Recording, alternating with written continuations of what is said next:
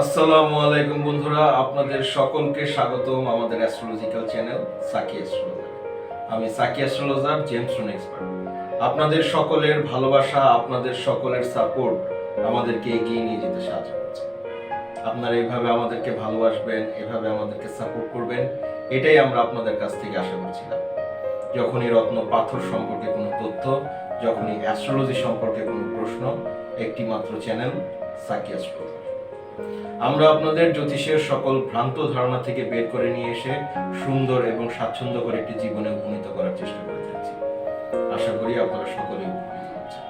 বন্ধুরা, আজকে আমরা আপনাদের সামনে উপস্থিত হয়েছি আমাদের 10ম লেকচার নিয়ে, এবং আজকে আমাদের আলোচ্য বিষয় তা হচ্ছে আমাদের বার্থ চার্টের 10ম নাম্বার লগ্ন মকর লগ্ন। মকর লগ্নে আমরা কোন কোন রত্নপাথর কিভাবে রেকমেন্ডেশন করে থাকি সে ব্যাপারে আজকে আমরা আপনাদের সাথে উপস্থিত। আপনারা স্ক্রিনে দেখতে পাচ্ছেন বন্ধুরা, আমরা একটি মকর লগ্নের বার্থ চার্ট তৈরি করেছি। মকর লগ্নের অধিপতিকে, মকর লগ্নের অধিপতি হচ্ছে দুর্দান্ত প্রভাবশালী একটি গ্রহ, তা হচ্ছে শনি গ্রহ। শনি মকর লগ্নের অধিপতি হয়। আমরা সর্বপ্রথম যে রত্নপাথরটি পরিধান করতে পারবো সেটি হচ্ছে ইয়েলো ব্লু সাফায়ার, নীলা পাথর। শনি গ্রহের রত্নপাথর নীলা পাথর। দ্বিতীয় রত্নপাথর পঞ্চমপতি, দুর্দান্ত আরেকটি প্ল্যানেট শুক্র গ্রহের রত্নপাথর, তা হচ্ছে ডায়মন্ড, হীরা। তৃতীয় রত্নপাথর আরেকটি দুর্দান্ত প্ল্যানেট নবমপতি, তা হচ্ছে বুধ গ্রহের রত্নপাথর, পান্না, এমারাল্ড। এই তিনটি রত্নপাথর বন্ধুরা মকর লগ্নের ক্ষেত্রে দুর্দান্ত রেজাল্ট দিয়ে থাকবে। গ্রহ যেই স্থানে বসে থাকুক না কেন, আপনারা অনায়াসে তিনটি রত্নপাথর পরিধান করুন।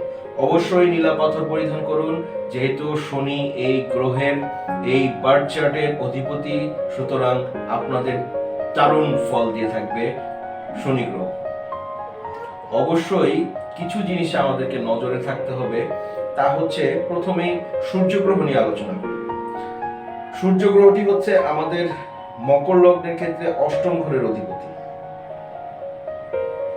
8ম ঘরের অধিপতি হয়, আমরা অবশ্যই সূর্য গ্রহের রত্নপাথর রুবি অ্যাভয়েড করব। তারপরেও বন্ধুরা অনেক সময় দেখা যাচ্ছে আমাদের সূর্যটি অনেক কম শক্তিশালী হয়ে থাকবে, দুর্বল হয়ে থাকবে, বা আমাদের রুবি ধারণ করার প্রয়োজন আছে। সেই ক্ষেত্রে আমাদেরকে বিবেচনা করতে হবে আসলে আমরা কোন রুবি পাথরটি পরিধান করব। আমাদেরকে অবশ্যই সাবস্টিটিউট স্টোন ব্যবহার করতে হবে, অবশ্যই রুবি পাথর ব্যবহার করতে হবে না, কারণ রুবি পাথর এই লগ্নের ক্ষেত্রে মারক হয়ে থাকে। এবার আসা যাক চন্দ্রের রত্নপাথর পার্ল, মুক্তা।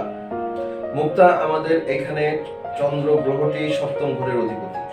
7ম ঘরের অধিপতি হওয়ার কারণেও বন্ধুরা আমরা যে কোনো সময় মুক্তা পরিধান করতে পারবো, এতে আমাদের কোনো সমস্যা নেই।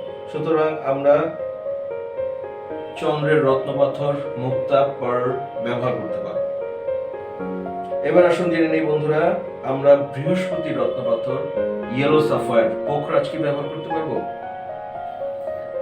এখানে বন্ধুরা দেখা যাচ্ছে বৃহস্পতি গ্রহটি আমাদের 3য় নাম্বার ঘরের অধিপতি এবং 12 নাম্বার ঘরের অধিপতি। তারপরও বন্ধুরা আমরা যদি প্রয়োজন থাকে সেক্ষেত্রে আমরা অবশ্যই পোখরাজ ব্যবহার করতে পারব। এবার আসুন জেনে নেই মঙ্গল গ্রহের রত্নপাথর রক্তপ্রবাল। আমরা কি বার্থ চার্টে মঙ্গল গ্রহের রত্নপাথর রক্তপ্রবাল পরিধান করতে পারবো? অবশ্যই না বন্ধুরা, আমরা অবশ্যই মঙ্গল গ্রহের রত্নপাথর রক্তপ্রবাল অ্যাভয়েড করব। অবশ্যই অ্যাভয়েড করব। কিছু কিছু রত্নপাথর আছে বন্ধুরা বার্থ চার্ট সাপেক্ষে মারক হয়ে থাকে এবং অ্যান্টিক্লক্স হয়ে থাকে, যার কারণে আমরা অবশ্যই সেই রত্নপাথরগুলা বার্থ চার্ট সাপেক্ষে অ্যাভয়েড করে থাকি এবং আপনাদেরকে সেভাবেই আমরা বলে থাকছি। এবং আমাদের এক্সপেরিয়েন্সের ক্ষেত্রে অনেক সময় রেয়ার কেস চলে আসে যে আমাদেরকে এই ধরনের রত্নপাথর পরিধান করতে হবে, তখন আমরা বিবেচনা করে দেখি এবং বিভিন্ন রকম জায়গা থেকে বিবেচনা করে আমরা সিদ্ধান্তে আসি যে আসলে কি আমরা এই রত্নপাথরটি পরিধান করতে পারবো। সুতরাং সব দিক বিবেচনা করে মঙ্গলের রত্নপাথর রক্তপ্রবাল আমরা অবশ্যই অ্যাভয়েড করব।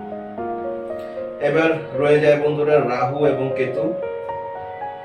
রাহু কেতু সম্পর্কে আমরা ফার্স্ট লেকচারে আপনাদেরকে সবকিছু জানিয়েছি, সুতরাং এই নিয়ে রিপিট করার কোনো প্রয়োজন নেই।